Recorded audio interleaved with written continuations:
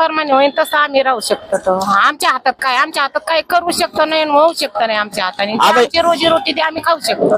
हे तुम्हाला कचरा वेचून किती पैसे मिळतात रोजचे? हे 200 250 कधी 300. म्हणजे 200 250 300 रुपये रोजचे मिळत आहेत. हा. म्हणजे ह्याच्यातून तुमचा उदरनिर्वाह चालतो. हा. मग तुम्ही राहायला कुठे? गुलटेकडी गोलटेकडीला कुठं? कॅनल झोपडपट्टी. म्हणजे कॅनलच्या कडेला झोपडपट्टी बांधली. हा. त्या झोपडपट्टीमध्ये राहताय. आता ही नारळ तर ह्याचाच आहे.